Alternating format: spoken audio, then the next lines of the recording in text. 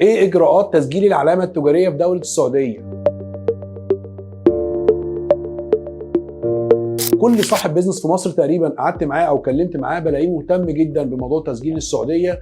احنا في مكتبنا قمنا الفتره اللي فاتت بتسجيل عدد كبير جدا من العلامات التجاريه داخل دوله السعوديه، نظرا ان كله بيطمع انه يتوسع في الانتشار بعلامته التجاريه داخل دوله المملكه العربيه السعوديه. نفس الاجراءات التسجيل الخاصه بالعلامه التجاريه داخل مصر هي تقريبا نفس الاجراءات، مع الفرق في الاطار الزمني. المملكه العربيه السعوديه بتقدم لتسجيل العلامه التجاريه بتاعتك فيها، وبيتم فحص التسجيل بتاعك بعد مرور تقريبا 3 أو 4 شهور من تاريخ تقديم الطلب، ودي بتكون فتره كويسه جدا.